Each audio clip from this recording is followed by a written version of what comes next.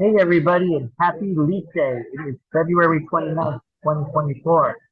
We are taking a time away from Cardiac Awareness Month and pivoting back to a successful run of shows that Jeff Demitrack and I have been able to do this past year on his Stages of Epilepsy platform available on Instagram. But at the same time, we wanted to show a retrospective of the various stages that we have discussed over the past year. Two such stages involve auras, if you remember the episode when Fuzzy feels lucky, as well as following up with epilepsy. Samantha Moreno, our guest, also commonly known as Sam, has her own podcast available on TikTok and Instagram called Following Up with Epilepsy. And I know Josiane Martinez, or Josie, has been involved in her podcast. And I think I'm still lobbying for you to get Jeff on your podcast as well. But we want to be able to reflect to all of you listeners and viewers out there that, when Frank About Health began 2.5 years ago, it was mainly an epilepsy podcast. But with the world changing as it has after COVID, you know that I've been spending most of my time advocating for various healthcare issues like COVID, like mental health, like epilepsy. But I didn't think of anyone better than to cover it, such as Jeff, because of the fact that he has an entire social media platform dedicated to it. He can put more effort into it and more concentration and focus into it. So for this reason, by presenting the episode as a retrospective, I'm letting all of you listeners and followers know out there that it goes beyond the Frank About Health platform. It also goes within the social media as well as the healthcare system that is doing all that it can to continue to find healthcare solutions or even possible cures for seizure activity, whether it's post-traumatic or whether it's genetically based or whether it's myoclonic epilepsy or whether it's anything else that seizure activity cannot be fully explained. Sometimes we discuss psychogenic seizures. But we wanted to really do a retrospective to cover the one fundamental stage that we have continued to talk about on every episode, even on Frank About Health, which is stigma. So both Josie and Sam have returned to really dedicate the second and third segments of this show to focus on stigma, because the goal that Jeff and I have set out to do with epilepsy is do what we can to remove the stigma and show that people with epilepsy, especially when they're seizure free, can still live a healthy existence and a high quality of life once they also know how to combat the stigma and use that as their advantage, or as we once said, Josie, on our show, our superpower. So ladies and gentlemen, before we go on with the show, I want to issue my disclaimer, and that is that any of the thoughts and views that are presented today are from four individuals, myself included, that have lived our lives with epilepsy. We will touch upon each of our versions of it in each of the segments, but they are not any intention for you to dissuade you from your ongoing current treatment. If you are suffering from epilepsy, continue to do the medications you do, see the doctors you see, continue to experiment with alternative treatments if that's what you're doing. But if you decide that any of the thoughts or views that we present today are worthy of consideration to change, please consult with your primary care physician or your neurologist or your neuropsychiatrist if you have one. And of course, all we can do is be food for thought. They are not the views of TalkRadio.nyc or of Frank About Health or of Stages of Epilepsy. They are the views of those knowing how to live with it and how to advocate for it. That all being said, Jeff, Josie, and Sam, welcome back to Frank About Health.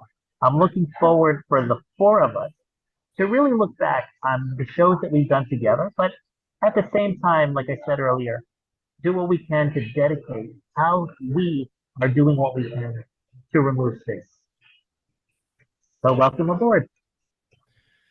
Hi, Frank. How you doing? Pretty good. Let's start with you, Jeff. What thoughts would you like to say in terms of the shows that we've done?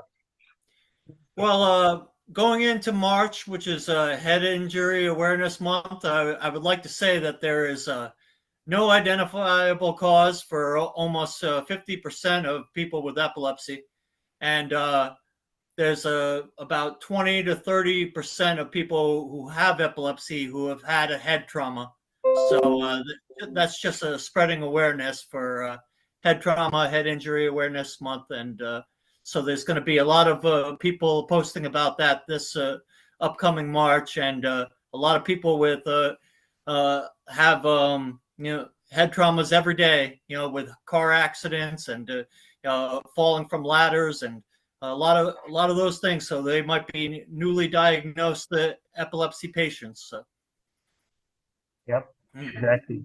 And Josie, when you were here on Frank About Health, you spent your time showing your character, your fuzzy little cat that represented the aura. I thought that was classic. And How have Josie, you you just been have to living? unmute yourself there. Oh, yes, yes. Both of you unmute between segments. Okay. Okay, yes.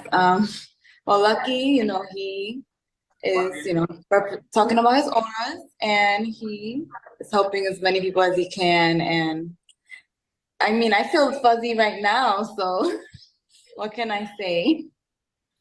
Well, but that's the thing. You've learned to overcome that. You know it's an aura, but you know how to maintain your calm and prevent or minimize the risk of having a seizure from that aura, correct? Yes, I have actually. It's not as intense as it was earlier because I did calm myself down as much as I possibly could. Yes. Yes. Yeah. When we did the show together, were you basically pointing out that one of your challenges when dealing with your auras was after being mindful that it was an aura, you had to continue to learn and relearn different cues or ways of whether it's breathing or whether it's taking your medication quickly enough to stop a seizure from happening? Or what was the big lesson that you were trying to advocate at that point? That when you knew an aura was coming, what is it, the power that we were not aware that we had? Well, the power is to become very present in the moment that it's happening, catch it, breathe. I breathe and take my medication if I know I have not taken it that day. And if I know it's like maybe anxiety induced, I snap myself out of that anxiety in that moment and just keep going and with whatever activity I was doing in that moment. Yes. And you said, what has been your main, I don't know what to call it, trigger or indicator that you were about to have a seizure that you've been able to manage or maintain from getting out of it? What was that? me. I didn't hear you that well. I'm sorry. Oh, I'm sorry. I'm sorry. You kind of cut off for a second for me. Yeah. Oh no, I apologize. So, in terms of your trigger, Josie was saying that for her, she's learned how to recognize her auras. What was it for you that you were able to get a handle on immediately to do what you can to minimize seizure activity? For me, my eyes twitch. So when they twitch consistently or they twitch and my head starts to hurt, that's when I know I might have a seizure. And it actually happened to me during work today. It was the first time that it's happened at work. And I was so embarrassed because it happened in front of a coworker and they were kind of just shocked. So Wow. immediately I took my rescue medicine to kind of prevent me from having a seizure. Awesome. So then I guess, Jeff, what we see is that for me, I know mine is genetically based and I've been seizure free minus the partial. So for me, it's literally feeling my environment, or like you said, Josie, being in the present. For you, you have ongoing recurrent seizures even with medication. So there might be some other clinical basis for it, like stress, like you talked about in your book, right? Mhm. And then for you, Josie, it's your auras, and for you, Sam, it's headaches or twitches. Hmm. So would you say, Jeff, that with those four differences, that they follow the various stages of epilepsy, or they're all part of the same picture, that we just have a Well, reaction different from others? well, there's so many different types of triggers, and everybody is different when it comes to that. And you might not even know that what is causing your seizure. Some people don't feel it coming on when it comes to auras, but I would say that if you don't have an aura, that you should just be wary that something doesn't feel right, because a lot of times I don't feel my aura, which is usually that I'm losing my hearing or some sort of deja vu. But there's still something out of place right before I have my seizure. I'm not really feeling myself, feeling some sort of anxiety, some sort of irritability. Yeah. Interesting.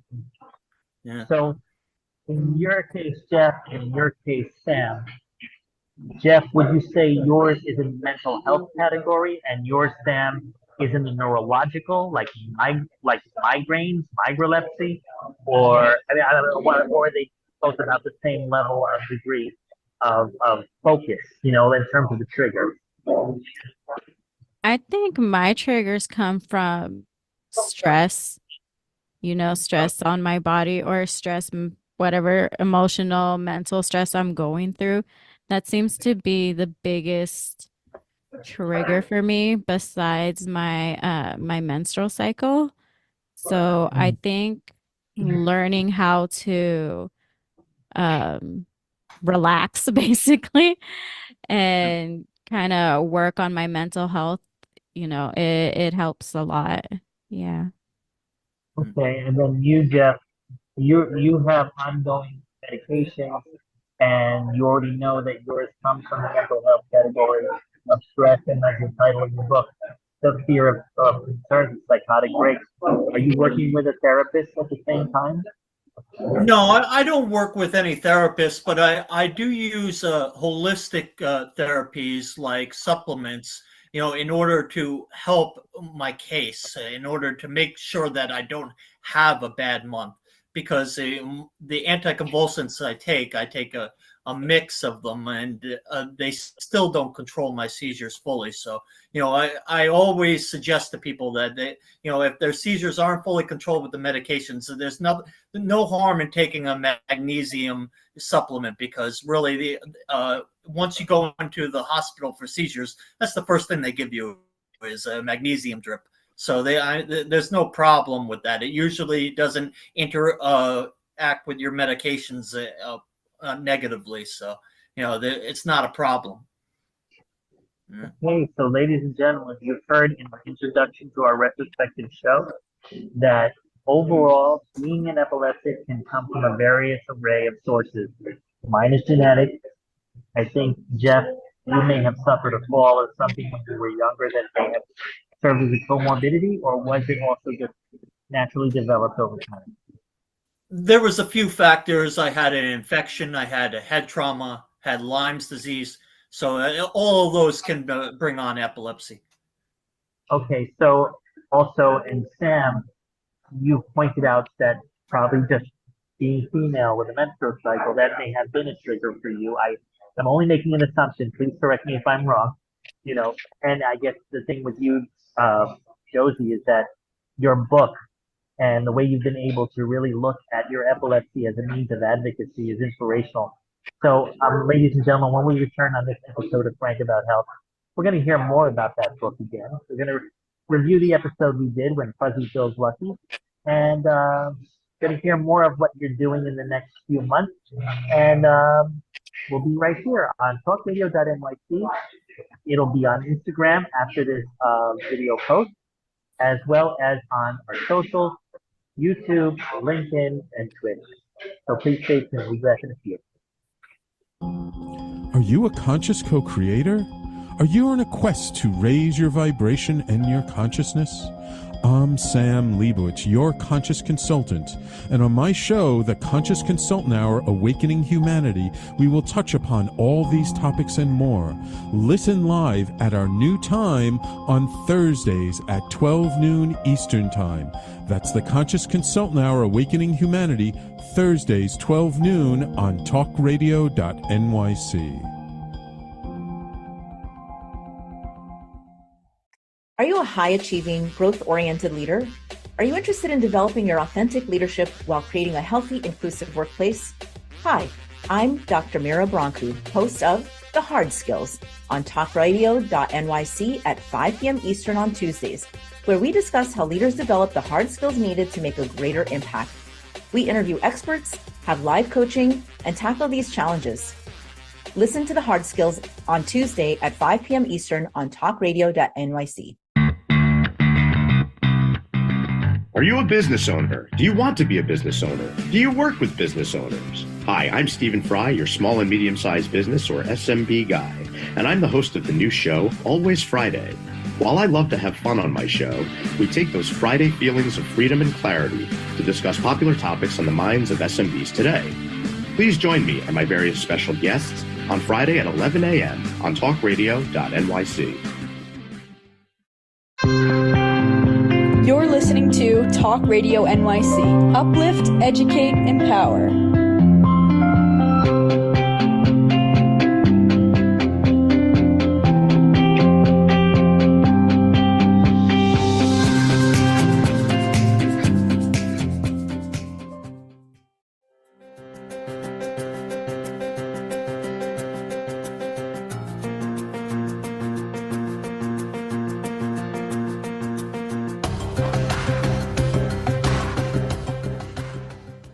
Hey everybody, and welcome back on this episode of Frank About Health. We're looking back at the stages of epilepsy shows that both Jeff and I have created, and we have some of our top guests here that have been on those shows, Josie Martinez and Sam Moreno. Just to recap, which I don't know if I did in the beginning segment, we talked about microlepsy, stigmas, advocacy, vagus nerve stimulation, auras, the episode when Fuzzy Feels Lucky, and holistic therapy and mental health. Now, I guess maybe that was one of our shows that we did together. You were promoting your audiobook at the time. I think that was where I came up with that.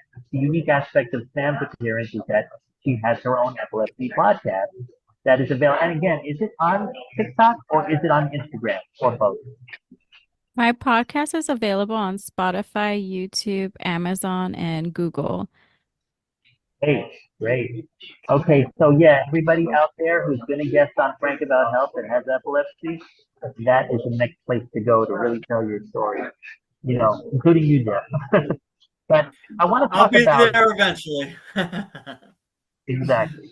Well, I want us both, all three of us, Josie, Samantha, and me, to spend the next two segments with commentary from Jeff on stigma. That was the recurring theme on every episode that we have done. But I want to start with you, Josie, because you literally were very creative in dealing with stigma in the way that you used the character to describe your auras and made it into a nice, pretty cat. I remember the EEG picture. Lucky's first EEG, I believe it was called. Yes. Can you tell me if that creating that whole book was an issue of just combating your own inner demons that you must have felt in suffering from seizures and auras and not knowing at that time how to manage them, that you used it as a creative outlet to look at it as an opportunity in disguise? Was that a stigma coping mechanism, or was it something else for you? Well, it was something else. Like, I just wanted people to not be scared to do these procedures, especially little kids, and especially the misconceptions of what it is that we go through to, understand the tests that we have to deal with. Overall, the books that I wrote, it was for people to have a better idea of what it is that we go through. And I feel like that has helped a lot, especially since we do advocate and speak a lot about our stories. It has opened doors for people to fully understand, not fully, but almost there for them to understand what it is that we go through. Right. So I feel the books have helped a lot when it comes to people understand what it is that we deal with. And it has helped others share their stories as well. When you created the book, what was your majority of audience? Children, or was it the parents of the children? It was children, but obviously the parents were the ones that were going to be buying the books. And in my head, I didn't think that adults were gonna love it as much as kids. Because so many people were like, oh, I wish I would have had this book when I was first diagnosed or when I was a kid, and to me, that was an amazing feeling. I didn't expect that response, honestly. Yes. So that was therapeutic unto itself. Would you say that as you were writing the book and creating the images, that you stopped having seizures, or were your auras more in tune with you, or you became more in tune with your auras rather? Well, since I first started writing about my story on Instagram, I definitely became more in tune with myself, for sure. Yes, especially, and then writing the book in general definitely did help me.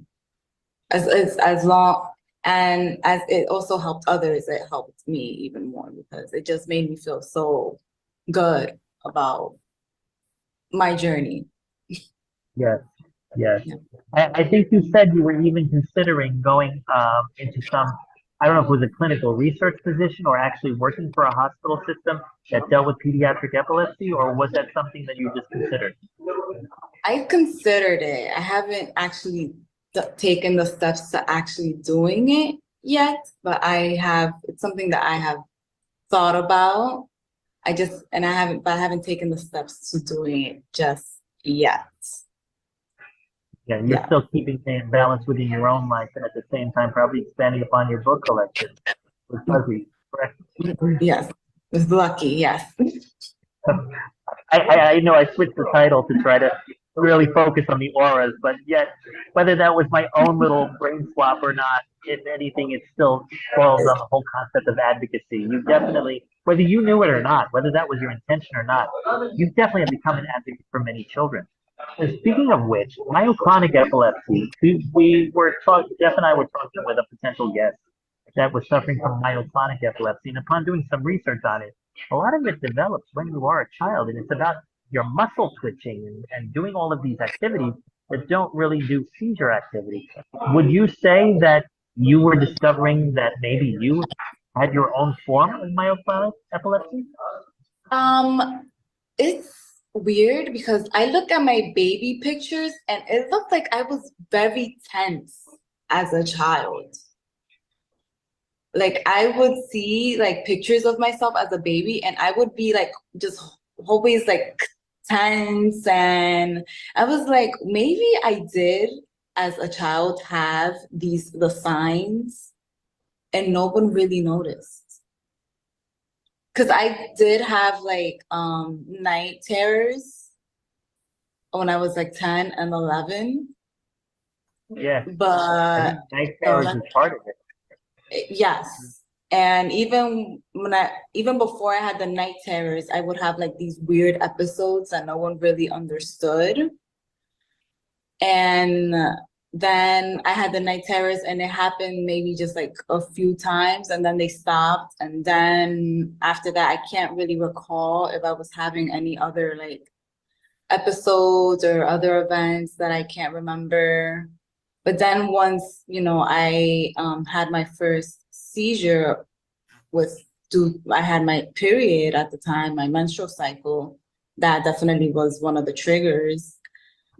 And I was stressed at the time due to I can say a traumatic event that I had experienced. So it was definitely like a trauma, stress, and my menstrual cycle. So all that could have like been a huge part that could have just meshed together and became more than myoclonic.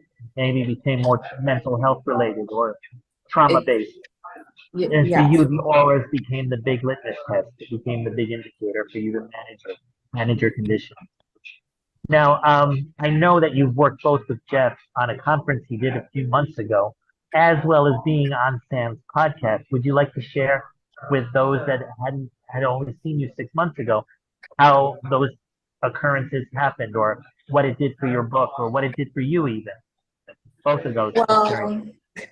Well, I loved being on the episode with Sam. That was awesome. Like the girl talk and just learning about her in general. That was awesome. Well, it helped me understand her side of epilepsy, and it was interesting. And it's just like, you know, the more we learn about each other and our own journeys, it's just like, wow, like it's like we deal with so much, but we still keep going.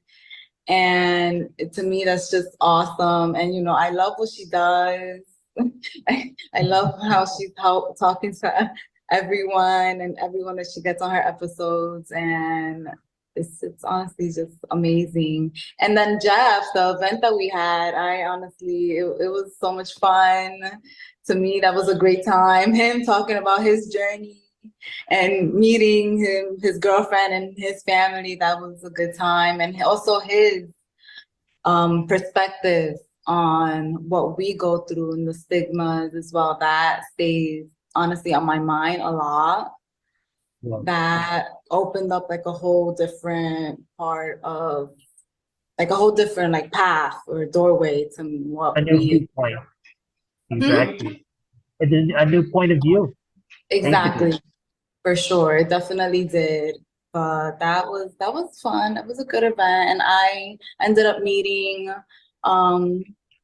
you know, people there that still, you know, follow me to this day, and that was a great event. Honestly, it was yeah. I think I saw the pictures, Jeff, on the Instagram about all of you standing there behind the table, holding each other's books up. I thought that was pretty cool. I think you invited me to it, but I was in a schedule conflict. Otherwise, I would have been able to. It was in New Jersey, correct?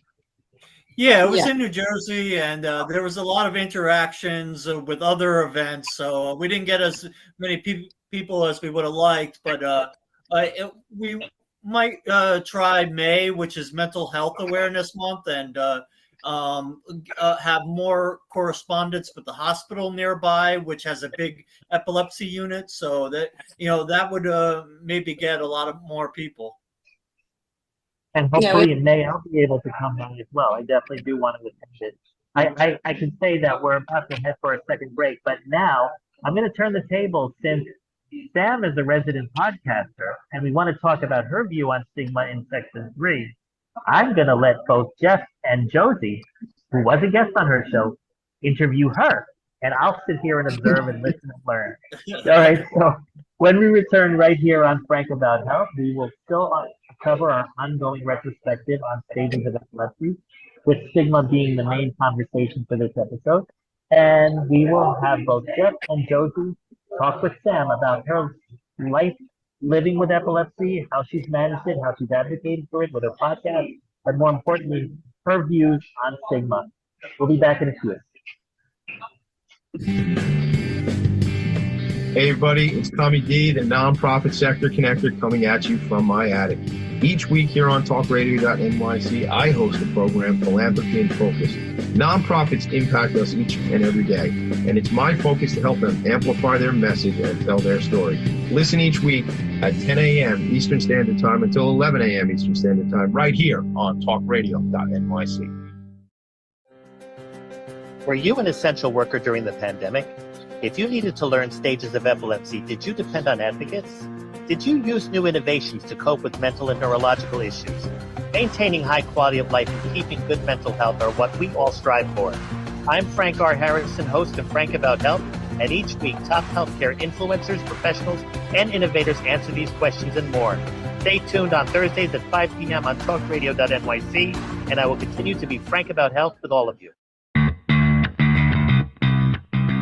Are you a business owner? Do you want to be a business owner? Do you work with business owners? Hi, I'm Stephen Fry, your small and medium-sized business, or SMB guy, and I'm the host of the new show, Always Friday. While I love to have fun on my show, we take those Friday feelings of freedom and clarity to discuss popular topics on the minds of SMBs today. Please join me and my various special guests on Friday at 11 a.m. on TalkRadio.nyc. You're listening to Talk Radio NYC at www.talkradio.nyc. Now broadcasting 24 hours a day.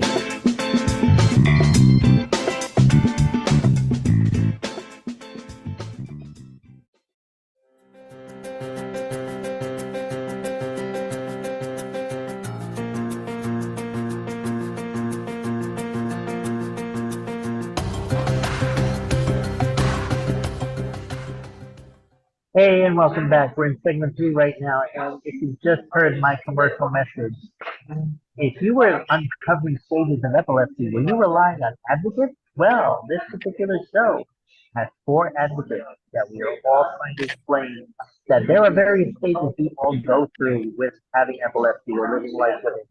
From the initial onset, the very first seizure, to the auras that are your trigger if something is about to happen, to those that suffer from comorbid seizures due to another trauma, a head trauma or infection like Jeff mentioned, or whether it's genetically based, which is my case.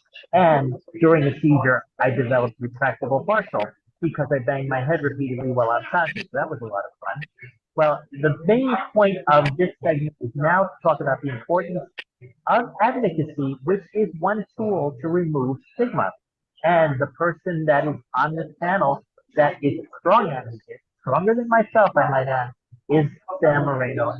Right now, Jeff and Josie, I'm going to let this section be your chance to interview her, to uncover not just the episode that we did together, Jeff, but also her views on stigma and how advocacy is important in dealing with it. The floor is both Okay, yours. so from our previous episode about epilepsy and stigma, it's still so prevalent because there is still so much about epilepsy that is not visible. It's and an outsider doesn't see, and a person with epilepsy might cancel plans, and you think that they're being rude or something, but really they have so much that is still going on. And a lot of the people that you've interviewed, Sam, you probably have expressed this to you. Am I right? Yes. Not only people that I've interviewed, but people that I have conversations with through Instagram. Uh, a lot of people feel like they have to kind of keep up with other people and they're not being understood because we don't feel great all the time. Like I mentioned right before we started, I wasn't feeling great. I had to take a rescue medicine to make sure that I didn't have a seizure, and thankfully I'm feeling much better now. But a lot of people, they have to cancel plans, and that's the hard thing about epilepsy.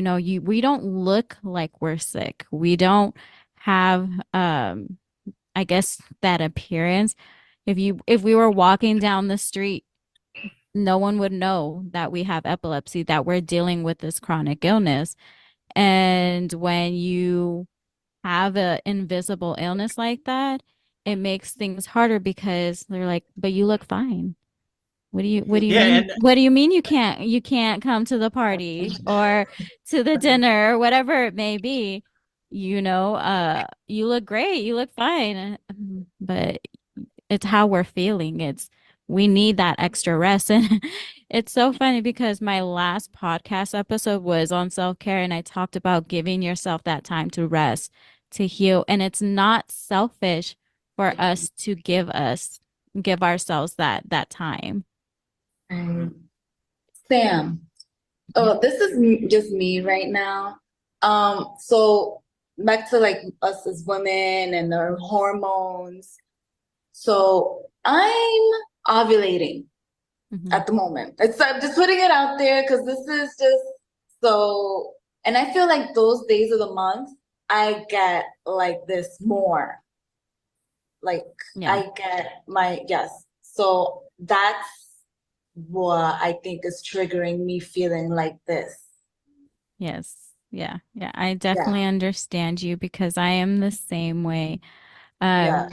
When we did the podcast episode together, we talked a little bit about it, but there are times where I am on my period, I cannot get out of bed.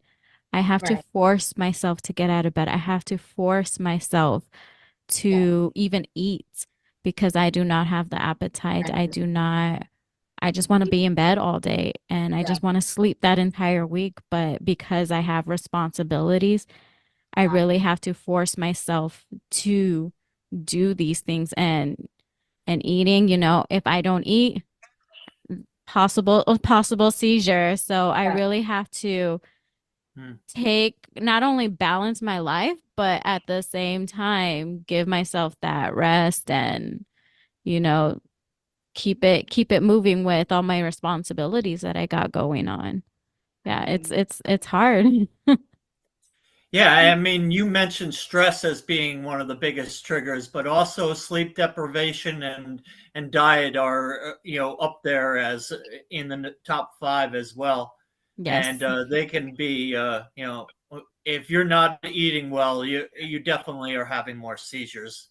Yeah, that's why I really trying to eat a lot better and just incorporate more of a balanced meal. And not only that, but also exercise when I can, because sometimes I don't feel well and I give my body that rest. And then the next day, if I'm okay, I'll do a little bit of a lighter workout. And then if the next day I feel great, then okay, it's a little bit heavier, but I kind of am flexible with what workouts I do so I don't overstress my body. And I think people, they shouldn't be so hard on themselves when it comes to working out, every day. And if they can't work out, be hard on themselves, because Yeah. really it's hard for everyone to keep a steady routine of workouts. So just taking a walk is fine. And they have to realize that. And not only that, when you take a walk, you're exercising and it's good for your mental health. You kind of get that clarity. I like to listen to music and just be by myself when I go on a walk. So I think overall, everything, all your mental health, your physical health, everything, it helps a lot. And walking, you know, do like 5 minutes. Start with 5 minutes. Start with 10 minutes. Don't compare yourself to those people who are at the gym 24/7. Don't do that. I did that. Don't do that. You work it with how you're feeling and what works for you. As Well, you long also as mentioned how some people with epilepsy, they look like they're not sick, and they might look very healthy, and a lot of those people, they cope with their epilepsy by doing yoga or by going to the gym all the time, and maybe Yeah. that's why they look so healthy, but they're still having seizures though. Yeah. Huh? Yeah. Yeah. From what I've heard so far, apparently the way that we're able to overcome this while still dealing with our treatments and minimizing the seizure activity is through our perspective. I mean, I could see that taking a proactive stance, such as creating a podcast, as we both have done, you, me, and you, Sam, and myself, or Josie, the way that you created those books, and Jeff, your platform that you've been operating with since we first met. It keeps a balance that those that are not, you know, those that are suffering from epilepsy but not taking initiative, they probably feel they're on a downward spiral all the time.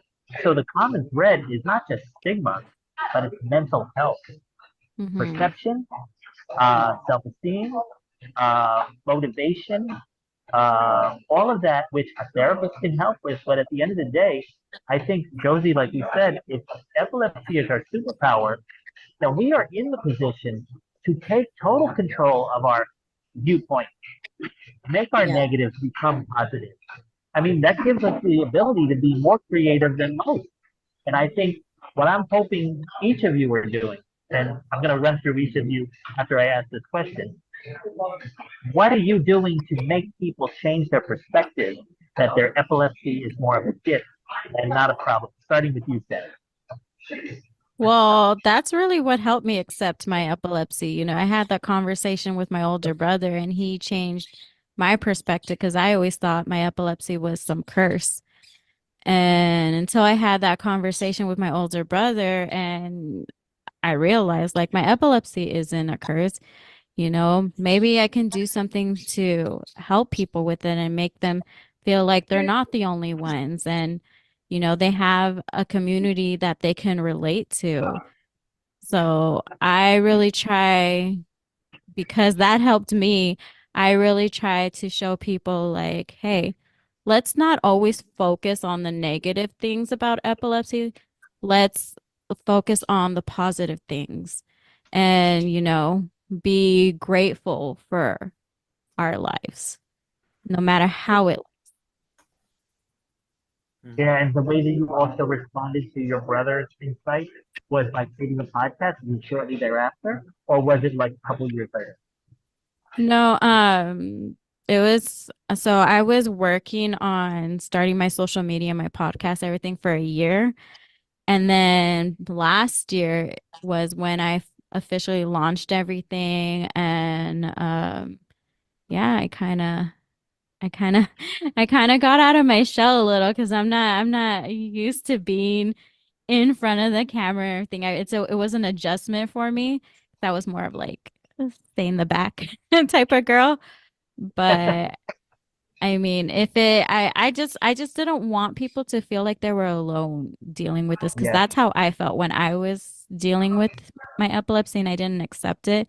I felt like I was very alone and I had no one to turn to.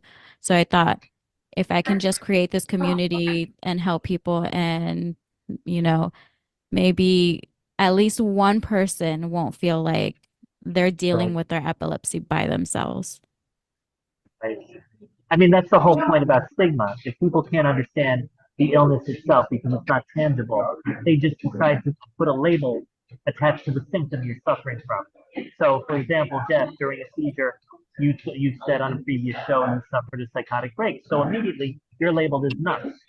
All right. Or you, Yeah. Sam, if you're suffering I guess something more psychogenic in nature. I think you were just saying that you would just have twitches and whatever. People would think you were not listening to them and they'd start insulting you for being disrespectful. Or you, Josie, if you're having all these auras, they could think, oh, are you possessed right now? So that creates the stigma. Someone else attributing what's going on with you rather than owning or understanding what you really do have. And I think what this platform allows us all to do is vocalize it up front and just say it up front. So get all your stigmas out of the way. And if you want to attach a label, attach the right label. Yes. And that's Yeah. where our responsibility is to make people give you the right perceptions they should have. And I mean, maybe that's why I called it Frank About Health. That is my name, obviously. But I'm just going to be open about it. This is what we're talking about, and either accept it or reject it. It's your call. And now we're about to go to our final break, but I did start with Sam. I think, Josie, the way that you've been able to advocate is you were thinking more of the children. Obviously, the whole book and character of Lucky and symbolizing your aura as a character allowed you to personalize it, not take it personally and be depressed about it, but allowed you to create a nice, vibrant little creature that everyone can pet and comfort and support others. So that's you projecting the way you would have wanted to be support. I think that was pretty much what you would have answered, correct? Yes, that sounds about right. Because as a kid, who wouldn't want that comfort and to be understood most of all? Absolutely. Yes. And I'm going to save your interpretation, Jeff, to my question for the last segment of the show, because that's what I want you to really let the audience know all about your platform. But the thing is I really wholeheartedly agree with both you, Sam, and you, Josie, that if we are dealing with epilepsy, we have a gift. We have a superpower. Our role is to advocate, support others, inform others, and correct the perceptions if you can. And if they're not corrected, those people are not meant to be around you, especially when you move forward through your own vision and your own life. All right, ladies and gentlemen, wow, this conversation has gone faster than I expected. I'm really glad we've had the opportunity to do a lot of reflection on the various stages of epilepsy. But when we return right here on Frank About Health, we're going to wrap up with some comments on my own epilepsy, as well as hear a lot from Jeff about what the Stages of Epilepsy platform is going to be doing in the coming year. And then I'll let you, Sam, and Josie, with some final comments to share with everybody. Um, That'll be basically it. So please stay tuned right here on Frank About Health on TalkRadio.nyc and on all of our socials. And for those of you on Instagram, Stages of Epilepsy page, stay tuned. Are you a high-achieving, growth-oriented leader?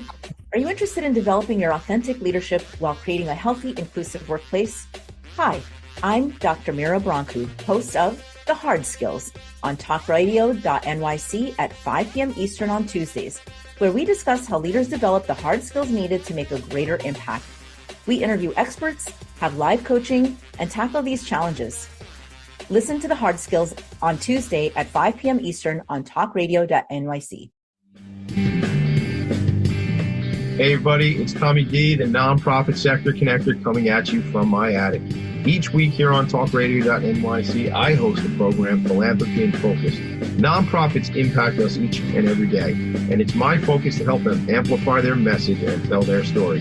Listen each week at 10 a.m. Eastern Standard Time until 11 a.m. Eastern Standard Time, right here on TalkRadio.nyc. Are you a conscious co-creator? Are you on a quest to raise your vibration and your consciousness? I'm Sam Leibowitz, your conscious consultant, and on my show, The Conscious Consultant Hour, Awakening Humanity, we will touch upon all these topics and more. Listen live at our new time on Thursdays at 12 noon Eastern Time. That's The Conscious Consultant Hour, Awakening Humanity, Thursdays 12 noon on TalkRadio.nyc. You're listening to Talk Radio NYC at www.talkradio.nyc. Now broadcasting 24 hours a day.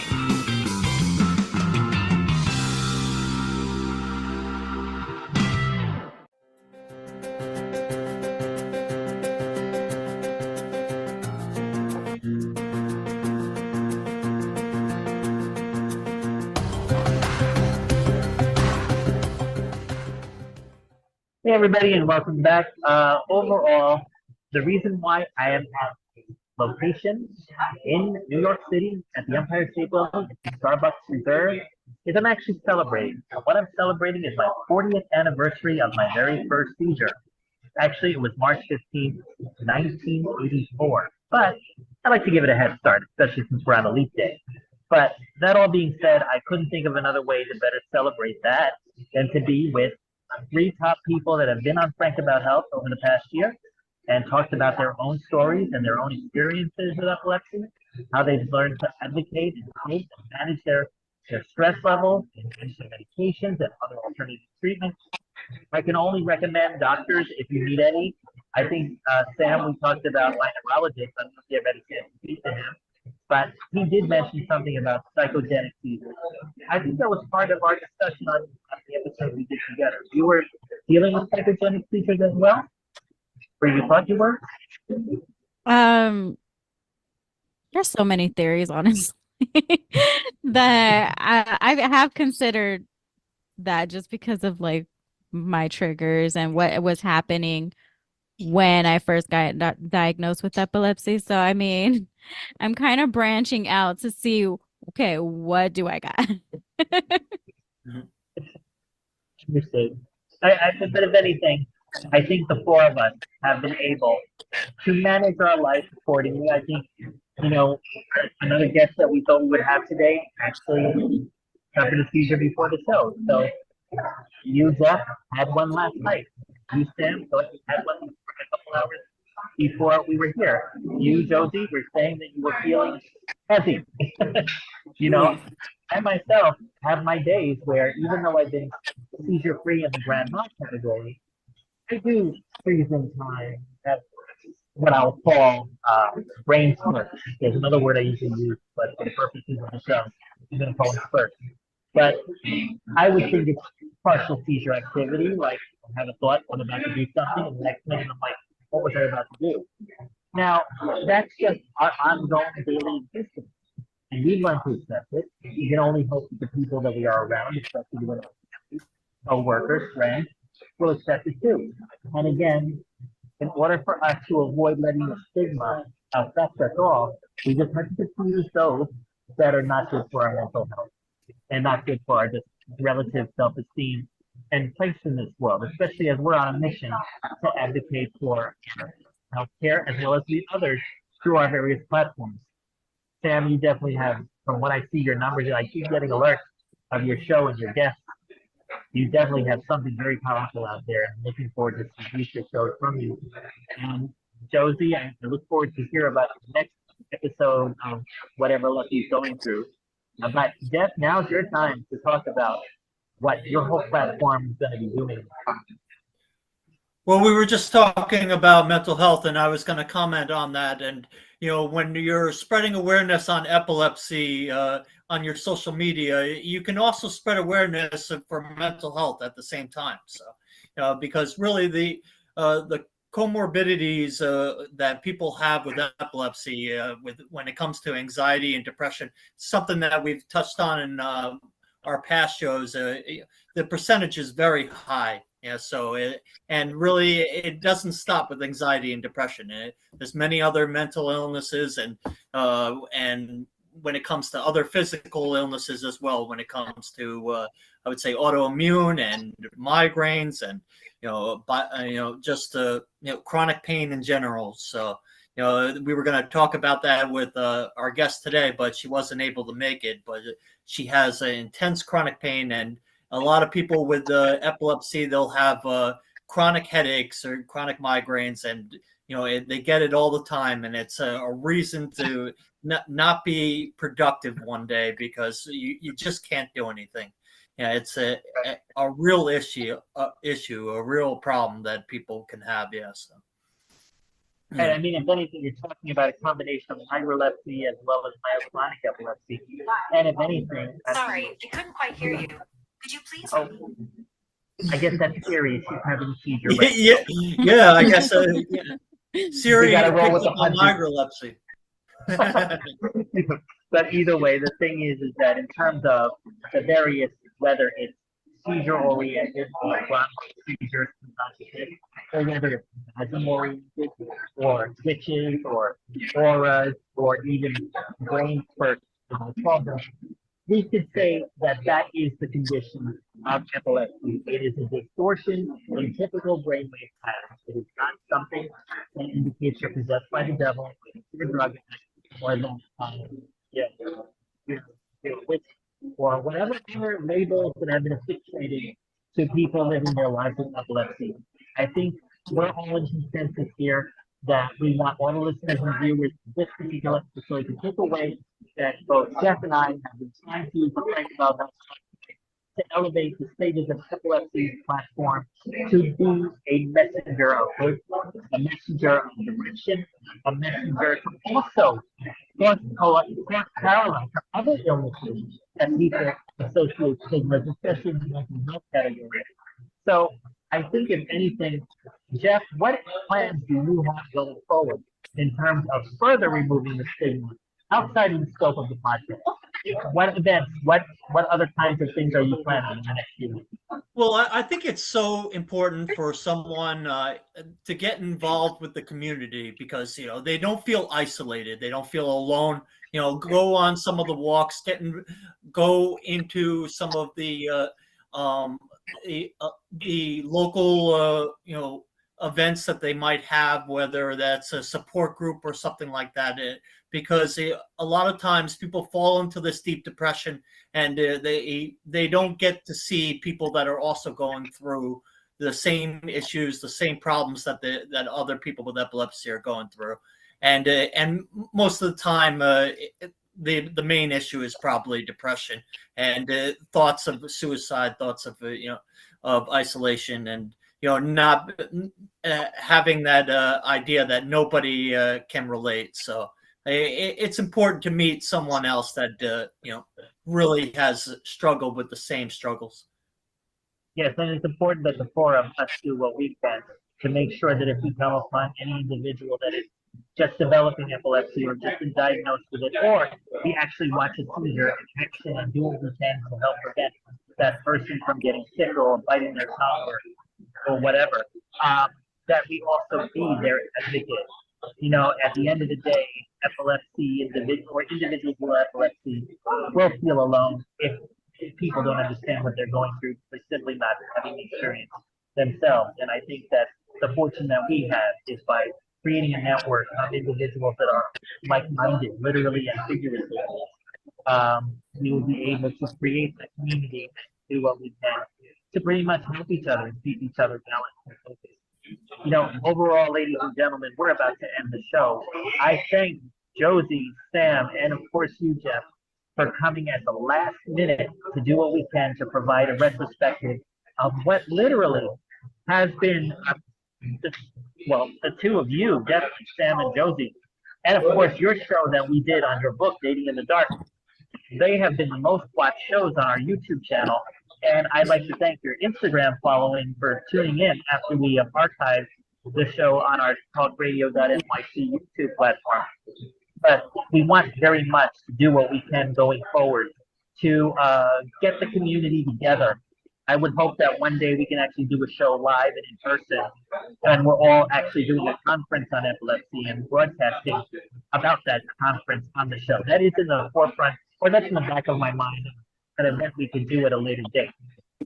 But, ladies and gentlemen, this week's slate of shows starts tomorrow at 10 a.m. with Philanthropy in Focus and Tommy D. At 11 o'clock, it will be Steve Fry's Always Friday. Next Tuesday, The Hard Skills with Dr. Mira Branco. And after another episode of the Conscious Consultant Hour with Sam Leibowitz, I will be back with another episode of Frank About Health. Now, I want to thank all of you for being here literally at the last minute. And I'll be looking out for your podcast, Sam. You and I, Jeff, will be speaking probably not this evening, but sometime tomorrow or Friday. And Josie, tell me what else Lucky is doing when you get a chance.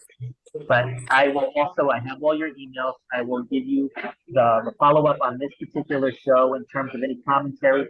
Ladies and gentlemen out there, if you have any questions for any of them, please comment on the YouTube channel or on the LinkedIn channel, wherever you're watching this, and I will forward them on.